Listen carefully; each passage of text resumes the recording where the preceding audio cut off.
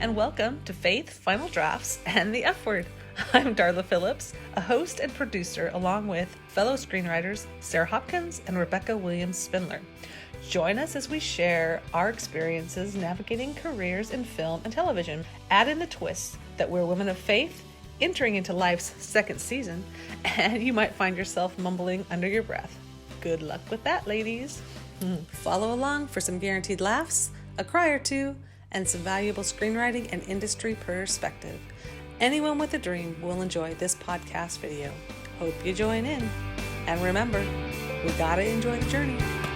Welcome back, everybody, to Faith, Final Drafts, and the F Word. We are super excited to bring you another episode. We have the blessing of being up north in Wisconsin at my parents' family cabin, which has been in the family for 2 generations, and this is just a super special place. So I'm really excited to host here. We've had a blast. It's been an amazing weekend, and the podcast is just the icing on the top. So welcome back, everybody. Today our topic is going to be IP, which is intellectual property, and how that can help your writing career and ways to find it in unexpected ways. So we are excited to host you.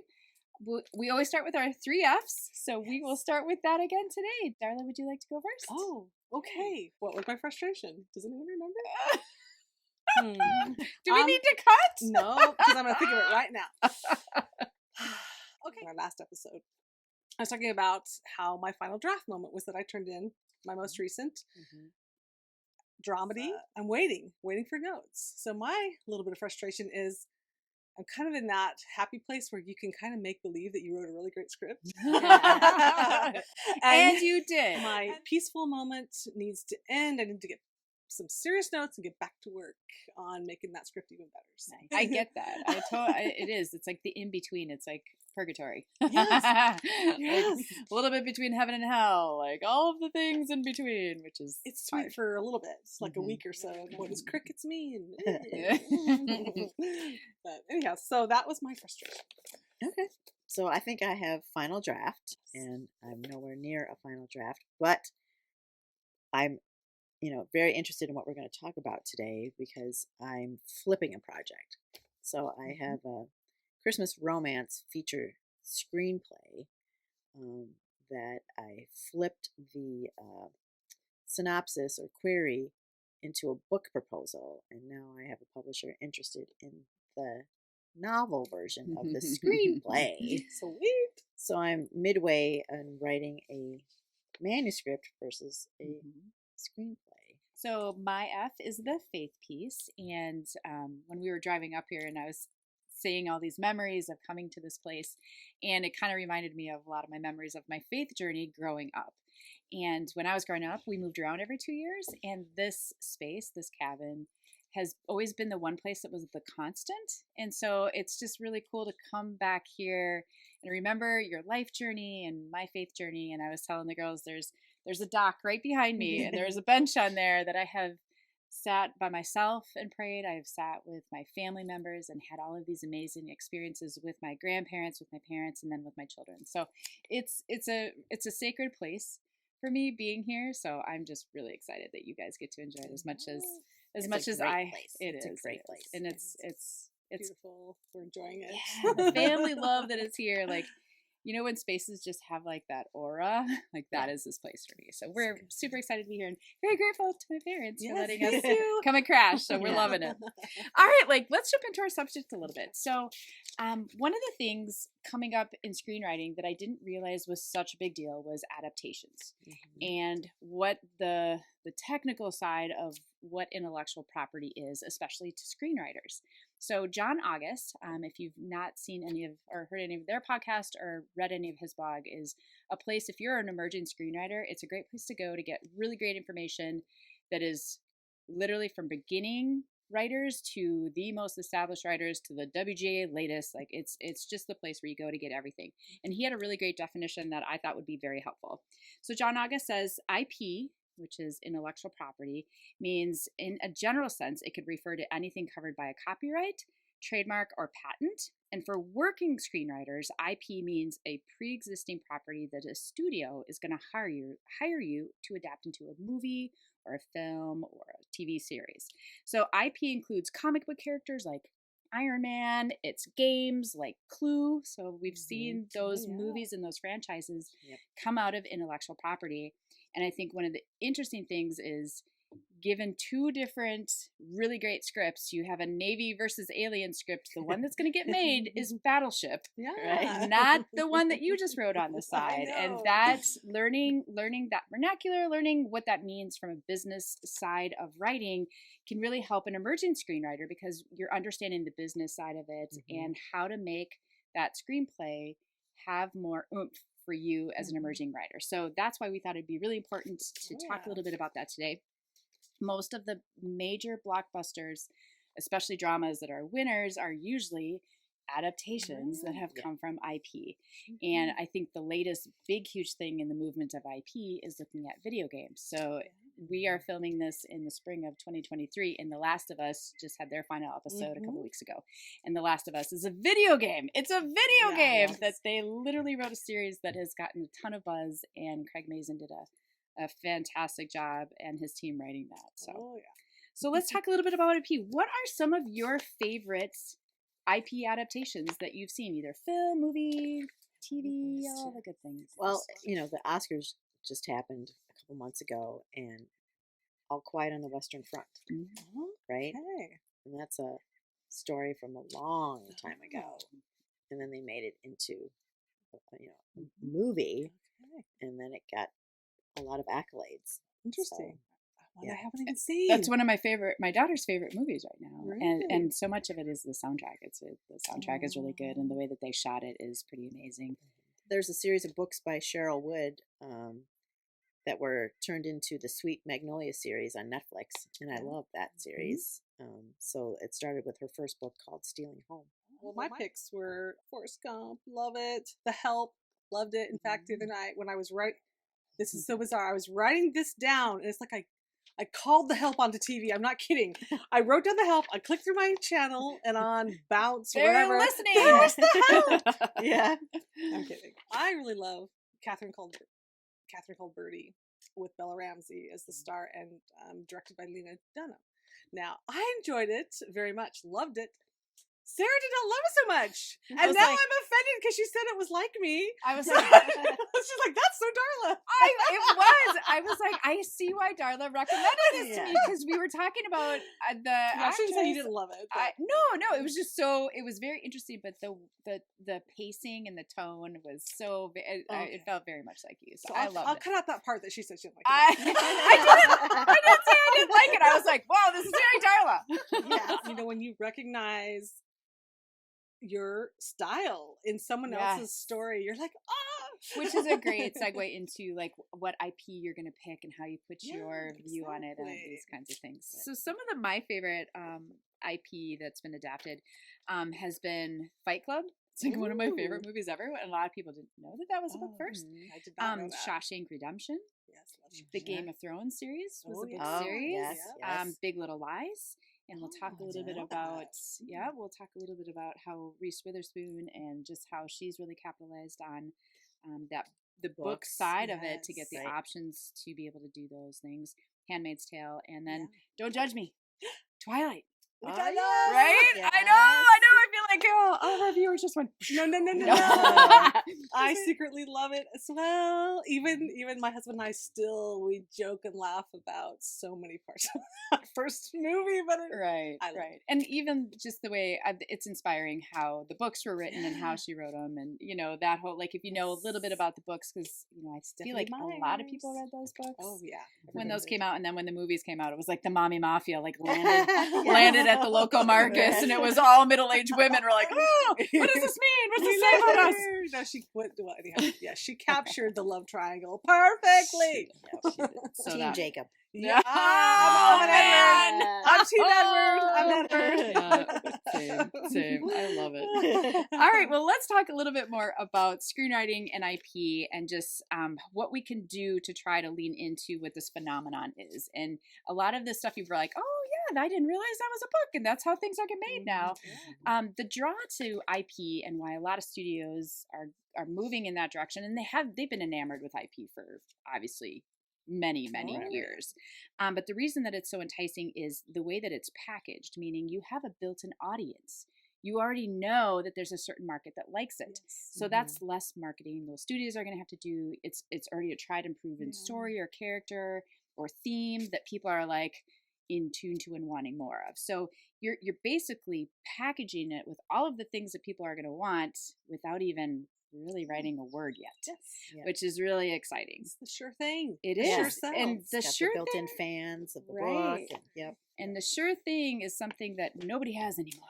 Yeah, right. So yeah. whatever, however close you can get to the sure Marvel. thing, right? Well, Yes. exactly, which is why they keep going back to that. Yes. They're like, this franchise. I mean, you look at the Marvel universe, and even how DC is switching up some of their things and how they're doing. It's you understand it, but sometimes from our standpoint, we're like, dude, I'm just a mom. There's no way I can write the next Superman because I'm not part of that studio system or that exec system, because all of those franchises and copyrights are owned.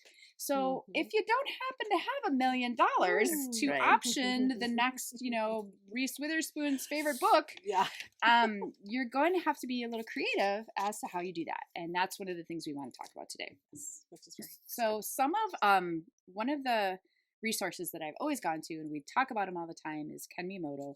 He's got great resources, and he actually wrote 2 really interesting articles that we will link below, talking about IP as well as public domain. So that's what I'm going to kind of lean into next. So public domain it's basically free. You can riff off of public domain properties. So let me give you a little explanation of public domain, what that means, and how you can lean into it. So public domain refers to properties that are available for anyone to utilize thanks to copyright expiration. Generally, if something was published before 1923, it is in public domain. If it's an unpublished work and the author died over 70 years ago, it's public domain. And so there's a couple little nuances that go in there. The cool thing is you can literally Google public domain stories and you will see a whole list of things pop up. So these stories are ones that you kind of like, you would be like, oh, I thought Disney owned that. Yeah. Like Snow White and the Seven Dwarves, like those kinds of stories. So let me just list off a couple of them that I thought were really interesting, that a lot of people were like, oh, that's public. That's why we see so many of these movies. So the Dracula, any of the Draculas, Little Women, Huck Finn, Frankenstein, War and Peace, Crime and Punishment.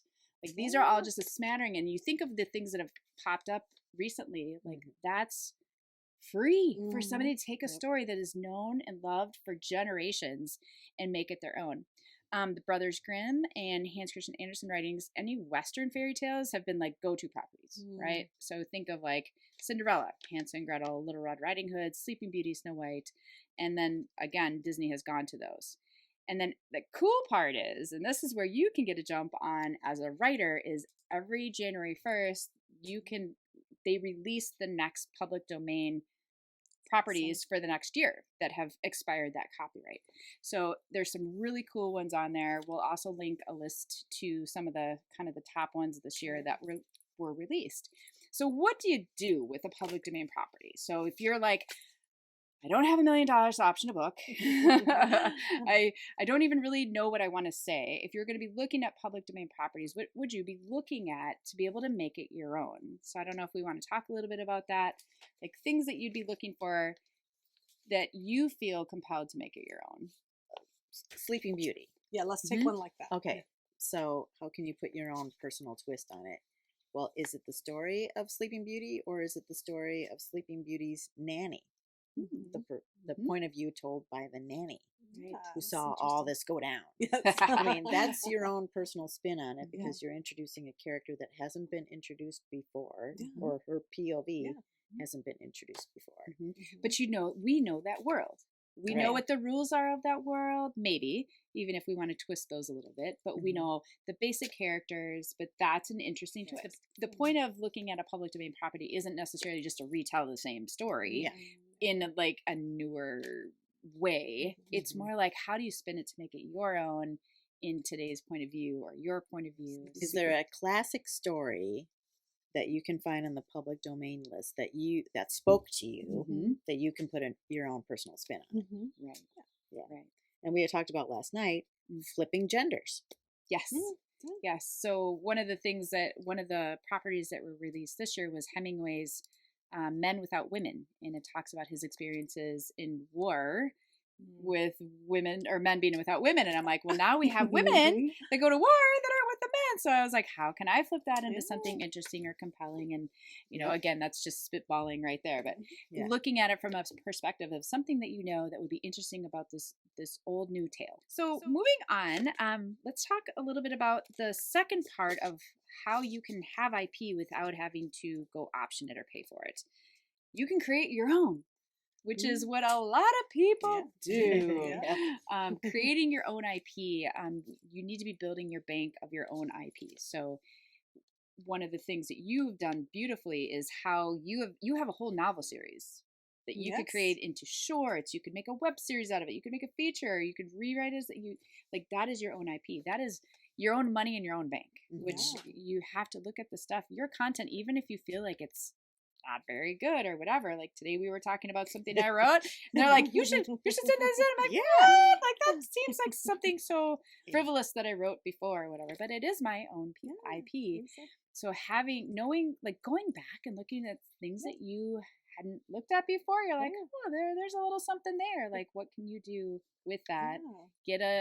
Like you said, get an article published in a magazine, and then you can take that magazine article and be like, I have my own IP, and you could write a script or a short about it, and then you're presenting that when you go to package this. So when you're pitching to execs, you're like, so it's not I just have the screenplay original idea. You're like, well, this idea was so good that this magazine published it. Here's the article that goes with it. Like you're creating, again, that whole idea of intellectual property, of why it's enticing to the people that are going to be making it. Especially because I think since January, there have been 8 short stories that have sold for, I think, over 6 figures each. So, I mean, short story.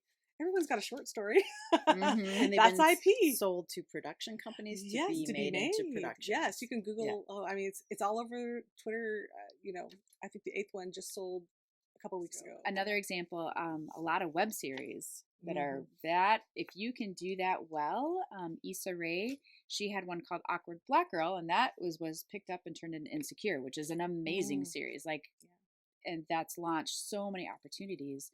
But because she was so unique in what her brand was and what her comedy was, to try to get that into a script and only have that, like she's like, I have to show you what this is. And then for people to be like, oh, I get that, I see this. And a studio was like, we need to make this a whole half an hour instead of a 5-minute webisode or whatever. So, you know, if you have a unique voice, make a web series out of it so people get it. And then again, if people get it, they're sharing it, and then you automatically have built-in money in your bank when you go pitch a thing. Exactly.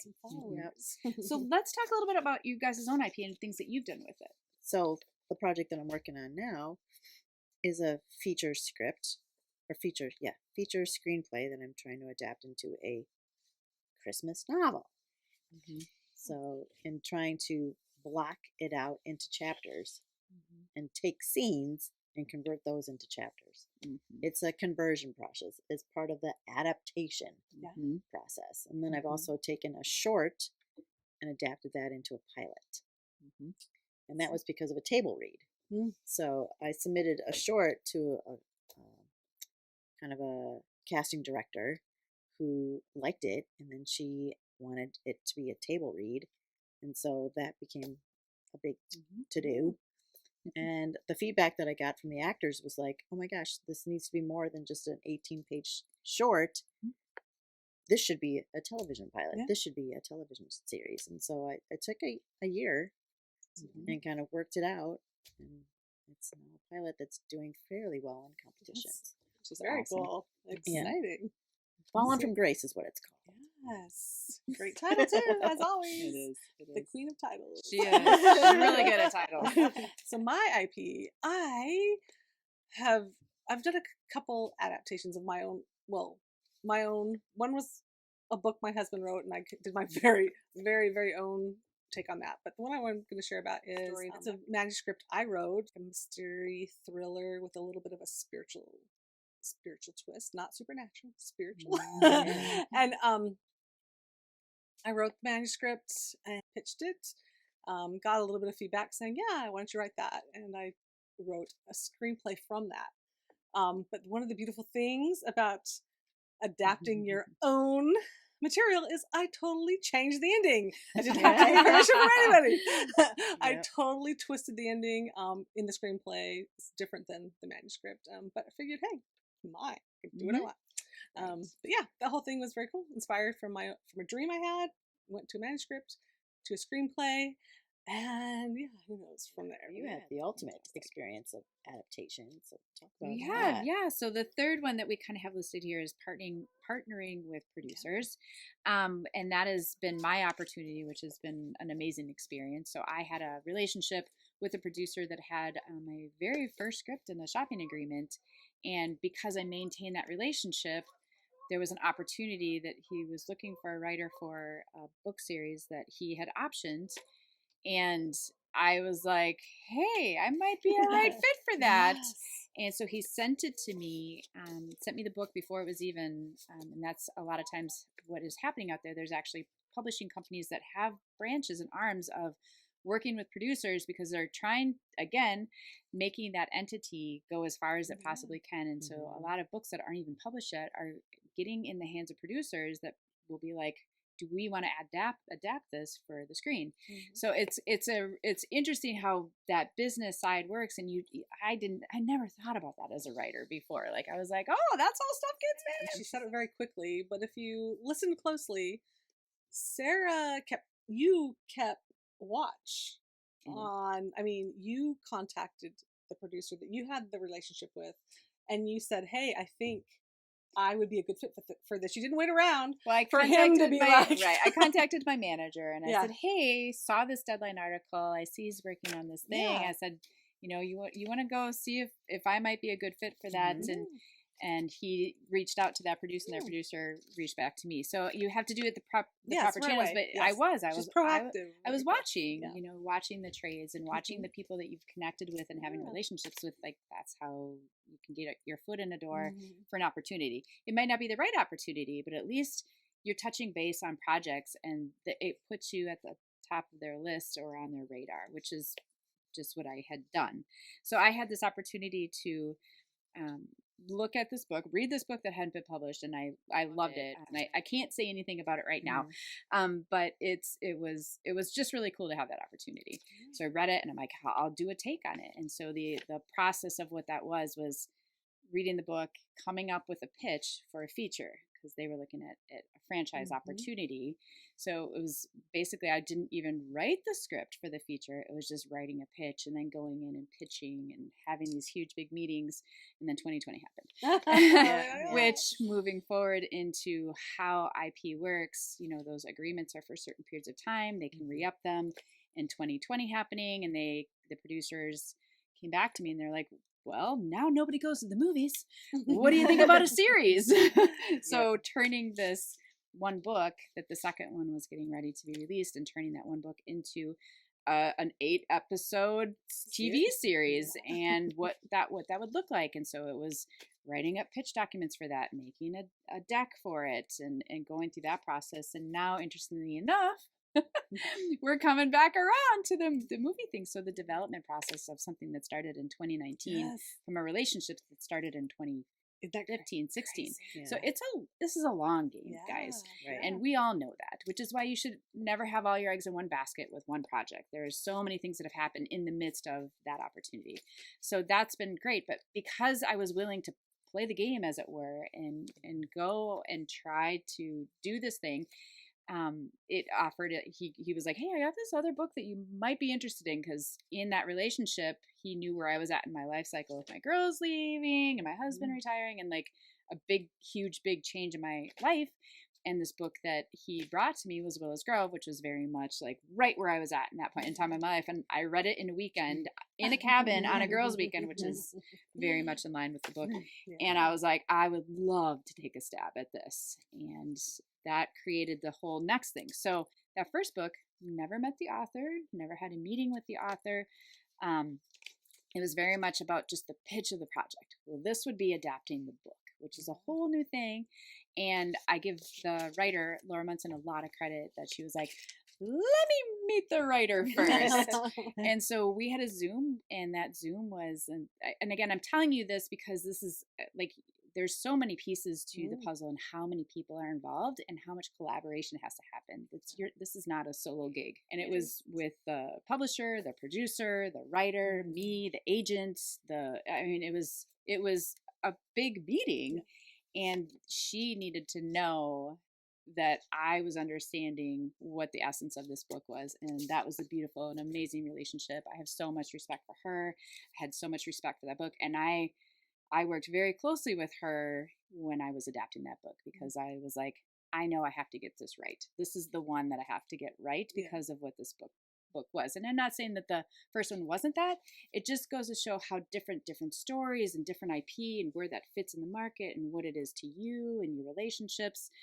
So it can be, as much as IP is, writing somebody else's story for the screen, so much of it is about understanding the essence of what it is. So even coming back to the public domain thing, like, don't just be like, oh, what would be the most marketable thing? Don't go for that. Go for the thing that speaks to you, because that's what's going to come out really authentic in your writing. So the last one that I thought was really interesting that Ken had brought up as ways to get IP is to be searching the headlines of magazines and newspapers. You can also do the inspired by route. So there's the inspired by is an interesting way to navigate truth and how to, using real life events to create a fictional story, which can be really challenging, but also freeing at the same time. And obviously, if you look at Amazon and independently published books and independent authors and how things work that way, I think you have a lot more opportunities of somebody coming in that's not going to have $1 million. Right. So I'll speak to that. So if you fall in love with a book that you know is self-published from an author, don't be afraid to reach out to that author. I mean, I've done it. Most of these authors have a website. Click the contact me button, and you just give them, a kudos about why you love their book, and if they're have ever thought about having the book adapted into a screenplay, and then it opens a conversation, and then maybe that was something that you guys could work out and whatnot. But yeah, I mean, if you find somebody that published their own book and they're looking to take it to the next level or the next opportunity, and you might be the person to do it. Yeah, exactly. And if you're going to be good and figure out the game of this business and understand the ebbs and flows, you gotta be able to collaborate. Oh, yeah, for sure. Which is sometimes hard for writers, Right. because we're like, what? I have to speak to another human? No, Oh, we're good at that. We're speaking to you. We're very comfortable with that. Very comfy. Sometimes it can still be challenging. Oh, yeah. Like, you're way better at it than me. I'm better at this. I don't know about talking to producers. I've been in a room with you. You're fine. Oh, you're good. Thank You are good. Thank you. All right, so let's talk a little bit about the adaptation process. So for instance, when you were adapting your manuscript into a screenplay, talk about the logistics of that. Like like, did you have the book out? How did you do it? All right, so this is probably the way you should never do this. I literally took I copy pasted my manuscript into Final Draft. Now, I'm gonna say, I don't know if this is real or if I thought in my head. I seriously think something popped up on Final Draft that told me I was way too long. No, ma'am. Like you bypassed every rule. No, but I can't really remember if that happened. It should have happened. But either way, I put the whole long script into Final Draft, the software. But then, obviously, I just started reducing. I chopped and chopped and chopped. And so yeah, I just did such an old school, simple, but put it in there in categories by chapter, and I just tackled it, just put in the scene instead of a chapter heading, and just went from there, cutting and condensing the description, and then trying to make interesting dialogue. But it was really cool. It's way better as a screenplay. So that was my process. So I worked with a writer recently. She's a novelist, and she was writing her very first screenplay. She took one of her novels and flipped it into a screenplay, and she sent it to me to read and give her some notes. And some of the notes that I gave to her was, and I read the book too. I read the book, and the character, the female protagonist in the book, was very meaty, gritty. Yeah. But then when to try to convert that into a script, it's like, well, you need to have this more visual because it's a screenplay. So we can't have all this internal conflict going on in her head. How can you transpose that into action and behavior on screen? So that's a process. Yeah. Oh yeah. To kind of flip that and to get into that mindset as a screenwriter, because it has to be visual. Yes. It's the whole show, don't tell. Yes. I have to correct something I said. When I say I dumped my whole manuscript, I think I did part 1 and then part 2. Okay, sorry. I just have to correct that. I know. You know when you tell a lie? I tell the truth. Part 1, part 2, ta-da, Darla can sleep tonight. I almost think it might be easier to do the reverse, like take the screenplay, copy paste, put that in, Word doc, and then just be kind of cool to try and just expand, expand on it. You got your whole your outline. I don't know. That might be. That's where I'm at right now. Yeah. Well, you touched a little bit on like headlines, and so yeah, you can take some creative liberty with a headline. Car hits cow. Like we heard that last night on the radio. It's like, okay, this would make an interesting, like, what? Yeah. We're out in the North Woods and we hear that on the police scanner. Yeah. Cow versus car. It's a title. It's the title right there. How did Bessie get loose in the woods? And then we're like, is it a cow? Or a elk, female elk? What do we know? But seriously, I mean, there's stuff that you probably read in, the headlines that you're like, you can't make this up. This is crazy. And if you change some names and change some dates and take the essence of the story and make it your own. Oh yeah. Yeah. Well, that's another thing about Maze is a portion of it was inspired from a childhood trauma in my neighborhood where a man killed his wife, and that is a little piece of my story came from. We call that a headline, public domain, or being scarred as a child. Something that scarred me forever. So you might have a question like, well, how do I option something? You can Google. There are templates out there on option agreements. Oh, And so, like, if you do the independent route and you just have a conversation with an author and say, can I option this for 12 months? And you and I can work on the screenplay together. And at the end of 12 months, we can submit it to a contest, or we can submit it to your literary manager, whatever. And you don't have to pay the big bucks up front.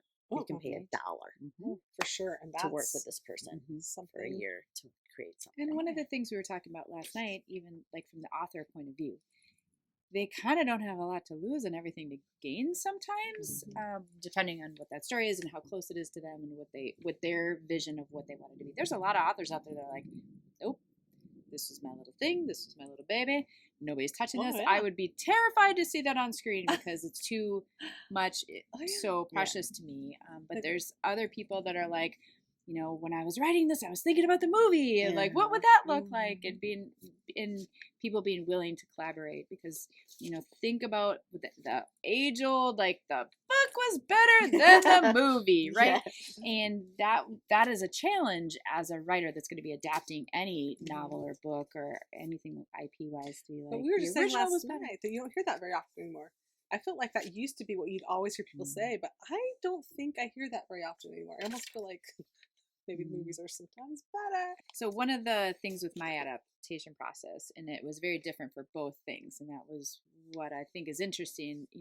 Once you learn how to do something in one way, you're going to do it differently with different projects because of there's so many variables that go into adaptations. Some of it is like the time in your life where you're like, am I writing the screenplay of that? Or what season are you in right now to be able to sit down and spend that kind of time doing that? Or are you looking at it to write a pitch for it and these kinds of things? So there's lots of different ways. When I was adapting Willows Grove, I literally had on my screen the book on one side of the screen. I got this ginormous screen, book on one side, screenplay on the other. But I had a very firm outline. So I had my board behind me, and like I didn't write it linear to the book, and that's part of the adaptation process. So if you're going to adapt something, obviously read it first with the same mindset of like, I'm reading cover to cover, what is the timeline, and outline that out, do your note cards, whatever you're thinking. Post-its on the wall. Right. And then think of it if you have to condense that down. And for me, I started with literally the book and post-it notes in the book. Like I was just marking major things that were happening, and then I went back and I marked the things that were visual, because like when you're reading a book, you're hearing what they're saying in their heads, or you can elaborate on the vibe of whatever the scene is. And in screenwriting, it's like, get in, get out, or what are we trying to show in the scene? And there was a lot of things, for example, in Willows Grove, where the women they would literally be sitting around a table because they're having a meal and they're talking about these things. Like, that's not visually compelling. As much as you and I we all love to sit around, but we don't want to watch that. Yeah. Like, oh, we're just watching them sit around talk. Oh, wait, that's us right now. Sorry. Are you loving this? Right? But like, if we're having this conversation while we're running away from a grizzly bear, it's much more exciting. And the themes of what was being spoken about around the table, and coming back to some of those major conversation pivot points of what these women were learning and what their character arcs and how that conflict was, being resolved within them. We were doing it out in nature. So it takes place in Montana, which is beautiful. Like, Montana became a character itself for the script. Like, we had to make that very, very special in the script. So you're gonna elaborate on things like that when you it's very different. It's super fun. Like I said, if you want to practice something like that, public domain is out there. Or even, I would caution, don't write your favorite New York Times bestseller unless you actually got a lot of money. So somebody's probably optioned it already. You may not win that bid. Right. So again, there's a lot that you can do with what adaptations can be, with what you can use with IP. It's tried and true. Think about, instead of starting at 0, you're starting at 50. Yeah. Like, you can use the shoulders of what that story was and get a way better farther down the road with opportunities, because it is a known entity, or it has some clout, or there's something behind it that gives it an added fluff. I guess that's a fluff. And way easy to write an outline from something that's already written. Yes. Yes. You can read it, put your outline together, your notes. You got something to jump off of, and then let your creative juices go from there. All right, so I would love to end with this. If you had $1 million, just kidding. If you could option any IP right now, anything, New York Times bestseller, old stuff, new stuff, whatever, what's the one thing that you would be like, oh, I would love to adapt that and see that on the screen? I would love to write the love story of how Kate Middleton met Prince William, and that early romance. I think you're going to have to go through the Queen to get that one. I feel like that's off the table for you, but I love where your head's at and your heart.